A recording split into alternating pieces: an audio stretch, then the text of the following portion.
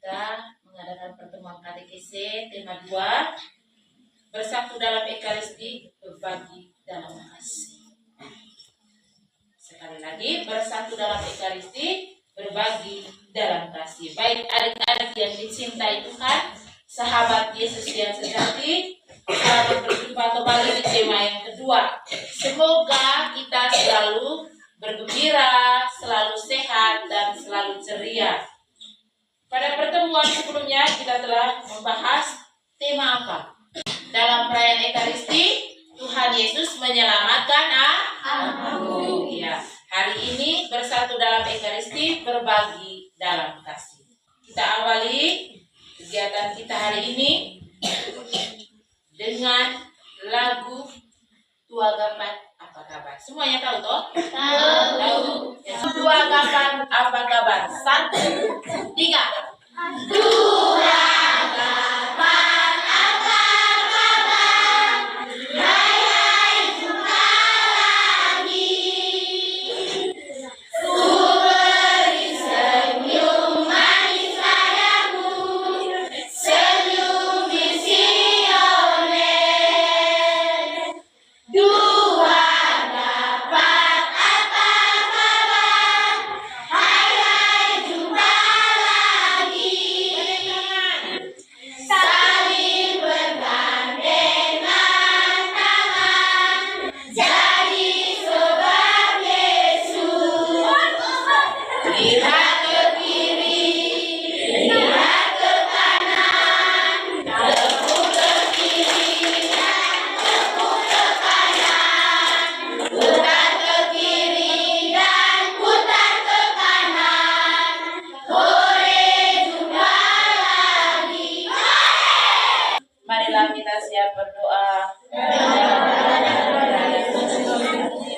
Selamat pagi Allah Bapa, Allah Putra dan Allah Roh Kudus. Syukur dan puji kami aturkan kehadirat. Karena atas berkat-Mu kami boleh berkumpul di dalam ruangan ini untuk melaksanakan katekese tema 2. Tuhan, kami mohon bimbingan Roh Kudus-Mu agar katekese hari ini berjalan dengan aman dan lancar seturut kehendak-Mu. Engkau kami puji kini dan sepanjang masa. Amin. Silakan duduk. Jadi katekese kita yang pertama melihat dan mendalami situasi hidup konkret. Dalam hal ini ada sebuah cerita tentang Omnia in Caritate. Baik. Situasi di sebuah gereja, ada altar dan ada mimbar.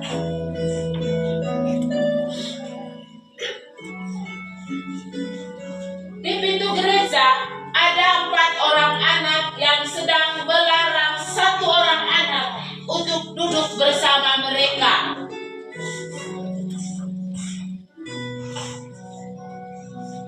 Nama mereka Nini, Na, Loli, dan Gina. Yang terakhir, yang kelima namanya Oza. Nini, Na, Loli, dan Gina juga Oza. Nini ini ketika melihat Oza, dia bilang begini, "Hai, kau jangan bergabung dengan kami di sini. Kau duduk di belakang."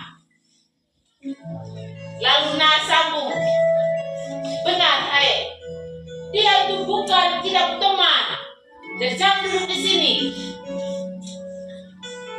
Datang Loli, tidak selevel dengan kita.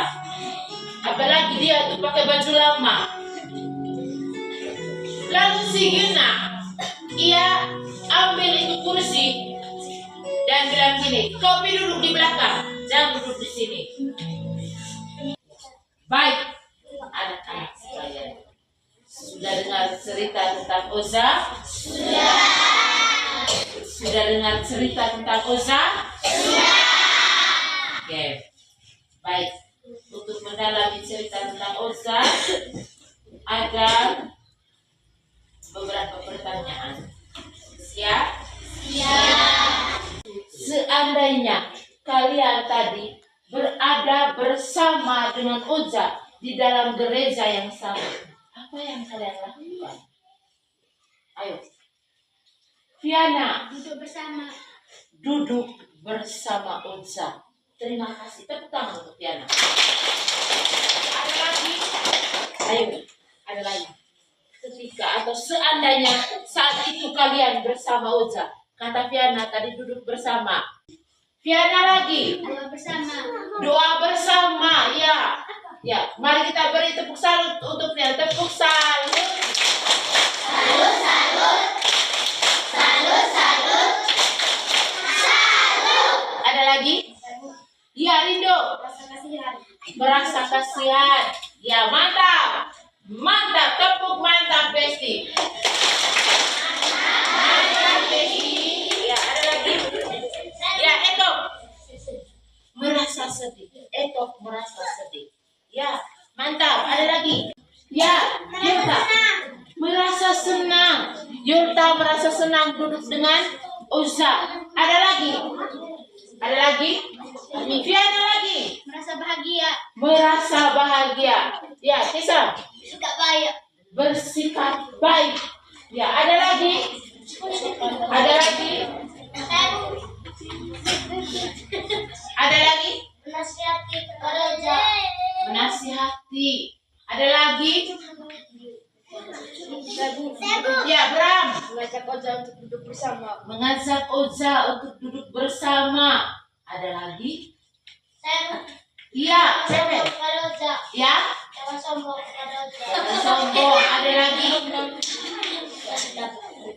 Ya, baik. Terima kasih. Tepuk hebat. Wow. Hebat.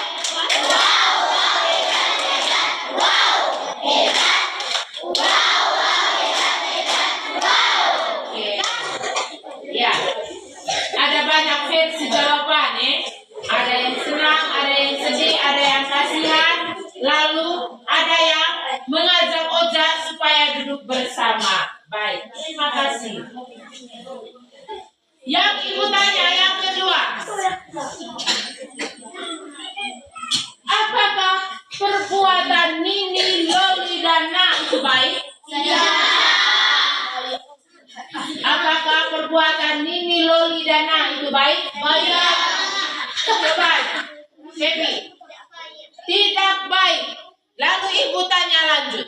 Mengapa sikap atau perilaku Nini, Na, dan Loli itu tidak baik? Ya, Every. Memakai baju lama. Karena Oza memakai baju lama. Yang ibu tanya sekarang, mengapa perbuatan mereka itu tidak baik? Mengapa? Mengapa? Ya, Yuta. Karena mereka pakai baju lama. Karena mereka pakai baju lama. Ada lagi? Tidak apa-apa. Yuta itu kelas 2, dia semangat. Karena Oza bukan teman mereka. Ya, karena Oza bukan teman kita. Ada lagi? Yang ditanya sekarang, karena pertanyaan pertama tadi, apakah sikap Oza, sikap Nini, Loli, dan Na itu baik? Jawabannya tidak. Mengapa? Mengapa mereka punya sikap itu tidak baik? Karena apa? Karena mereka tidak mempunyai hati nurani. Mereka tidak menyayangi teman. Mereka memandang teman karena keadaan. Berteman itu berteman dengan orang lain karena ada mau-maunya. Baik, lanjut. Apa yang menggerakkan hati Loli, Nini, Na untuk pergi ke rumahnya Uza? Saya merasa sedih. Merasa sedih. Membuat kesalahan. Membuat sembahan. Iya, yang ibu tanya sekarang, mengapa mereka melakukan atau mengumpulkan hadiah untuk Oza? Desi, ibunya Oza sakit. Ya, ada lagi?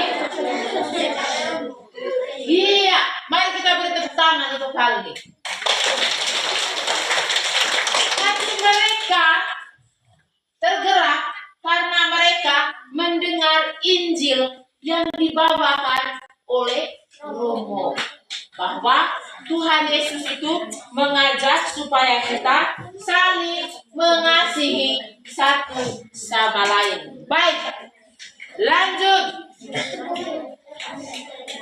Bagaimana perasaan kalian ketika kalian melihat 4 sekawan itu pergi mengunjungi Osa?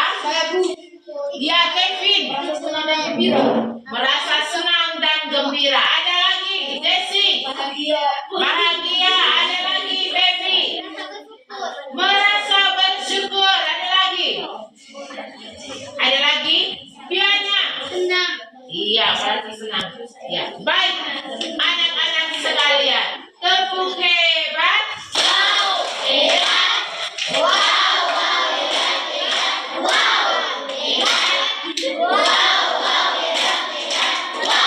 Baik, kita hebat. Ya, pertama tuh. Terima kasih, kita sudah sama-sama mendengar cerita tentang Omnia Caritate. Lalu kita juga sudah sama-sama mendalaminya. Baik, adik-adik sekalian, sekarang Ibu merangkum jawaban dari adik-adik semua. Ekaristi merupakan perayaan persekutuan dan persaudaraan.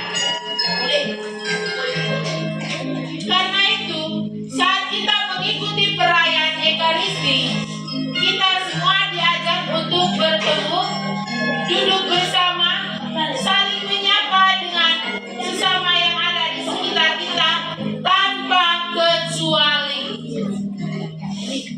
Dalam perayaan Ekaristi, kita berdoa secara khusus dalam komuni. Kita bersatu dengan Tuhan. Dalam menerima komuni atau melalui komuni, kita semua bersatu dengan Yesus dan bersatu dengan yang lainnya. Karena itu, tindakan 4 sekawan yang tidak mau menerima Oza untuk duduk dengan mereka adalah sikap yang tidak baik dan tidak benar. Betul? Sepakat? Oke. Lebih dari itu, kita juga diajak oleh Tuhan untuk peduli dan menolong sesama kita yang sedang sakit, yang mengalami kesulitan, yang sedang merasa sedih dan sedang menderita. Setelah kakak-kakak kelas 5 dan kelas 6 kemarin menerima tubuh dan darah Kristus, bersatu dengan Kristus, hendaknya kelas 5 dan kelas 6 mampu membagi kasih itu kepada sesama yang ada di sekitar kita. Sekarang kita masuk ke jeda meditatif. Ibu guru mengajak kalian untuk duduk dalam keheningan, mendengarkan dan merenungkan, juga meresapi pesan Paus Benediktus ke-16 berikut ini. Dalam semua orang yang saya jumpai, saya mengenali saudara-saudari yang untuknya Tuhan telah memberikan hidupnya, mengasihi mereka sampai akhir. Komunitas-komunitas kita, ketika mereka merayakan Ekaristi, harus semakin menyadari bahwa kurban Kristus diperuntukkan bagi semua orang, dan bahwa Ekaristi dengan demikian mendorong semua orang untuk percaya kepadanya, untuk menjadi roti yang dipecah-pecahkan bagi orang lain, dan untuk bekerja demi membangun dunia yang lebih bersaudara.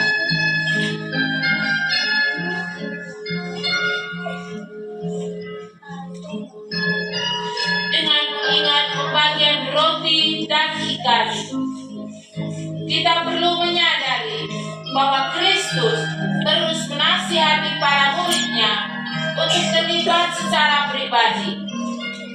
Kamu harus memberi mereka makan. Kita masing-masing benar-benar dipanggil bersama dengan Yesus untuk menjadi roti yang dipecah-pecahkan bagi kehidupan dunia. Anak-anak sekalian, resapi pesan Paus Benediktus ini.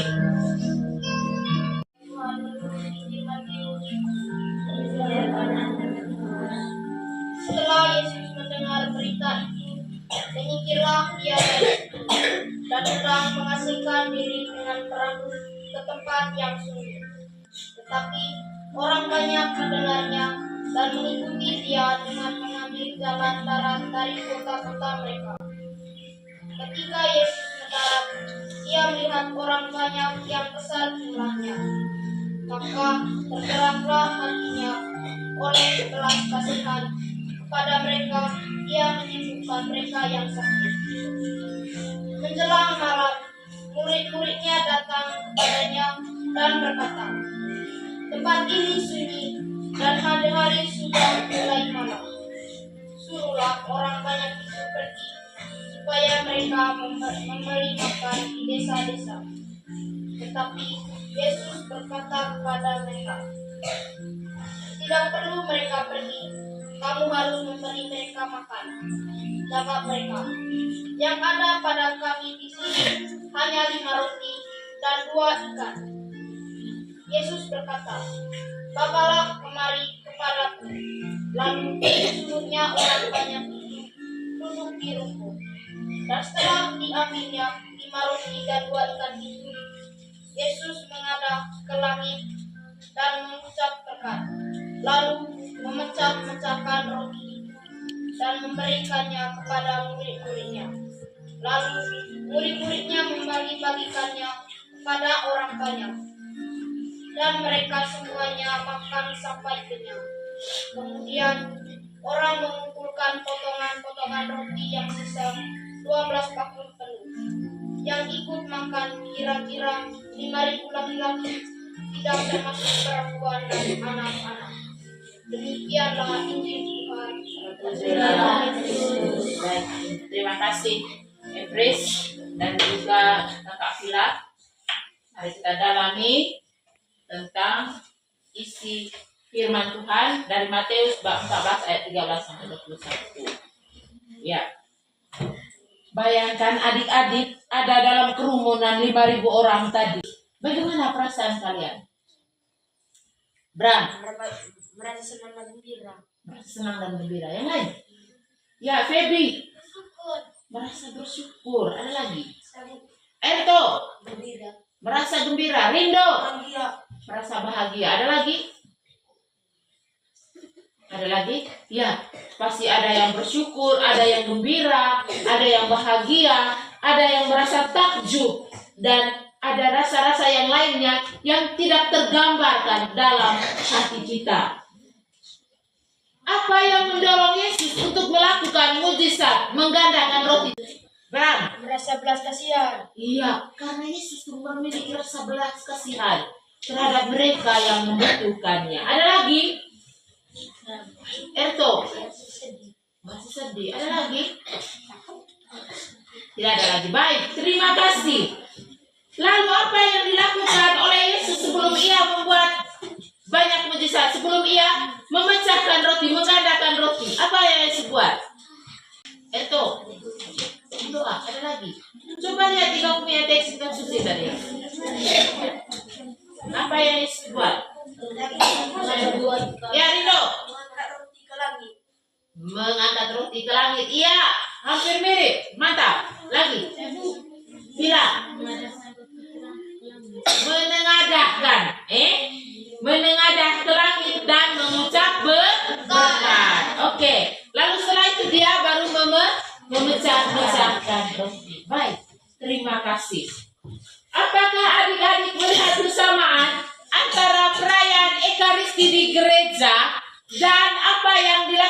oleh Yesus tadi? Pernah lihat? Pernah. Lihat pada saat mana? Romo memecahkan roti. Romo Memecahkan roti. langsung memecahkan roti kah? Romo mengangkat roti. Baik, berarti kita sudah melihat apa yang dilakukan Yesus dalam perayaan Ekaristi. Tepuk hebat untuk kita semua.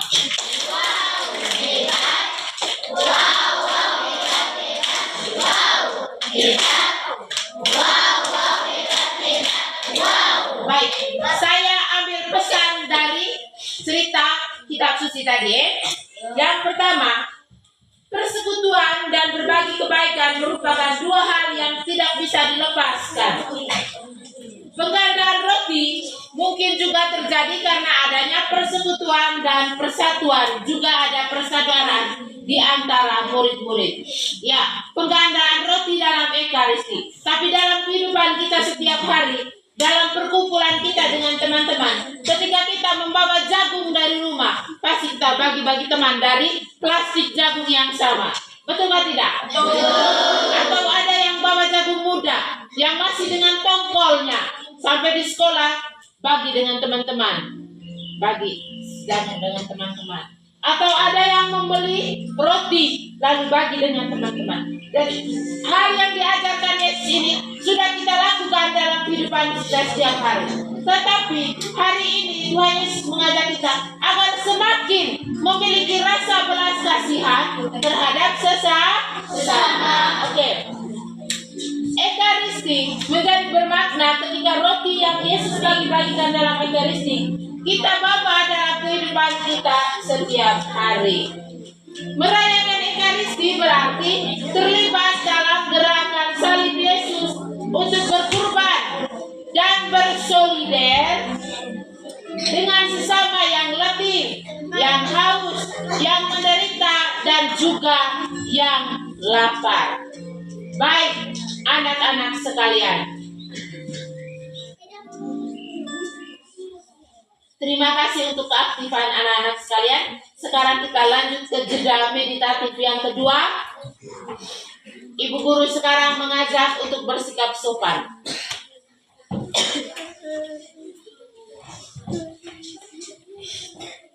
Bersikap sopan, lipat kaki. Alun, lipat kaki. Coba duduk dengan tenang. Tidak boleh bergerak. Batu tangan, tutup mata supaya jangan ganggu teman. Gunggu dengan siapa nih? Sebelah gunggu nih, Jessica. Oi. Oh. Ya.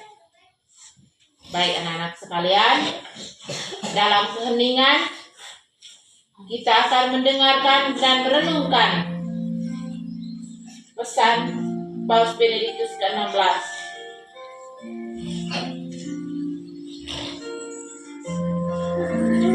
Dalam Ekaristi, Tuhan Yesus menjadikan kita sebagai saksi belas kasih Allah terhadap semua saudara dan saudari kita.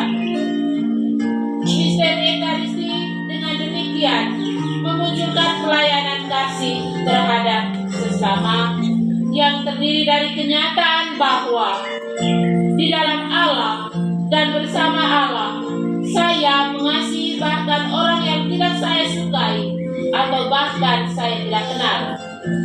Ini hanya dapat terjadi atas dasar perjumpaan yang intim dengan Allah. Perjumpaan yang telah menjadikan persekutuan kehendak yang bahkan mempengaruhi perasaan saya. Kemudian saya belajar untuk memandang orang lain ini tidak hanya dengan mata dan perasaan saya, tetapi dari sudut pandang Yesus Kristus.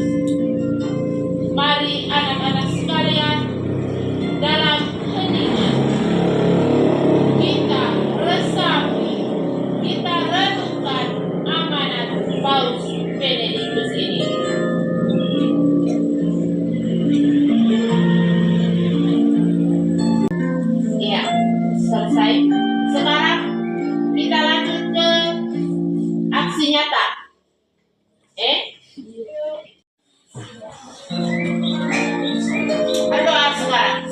kesepakatan.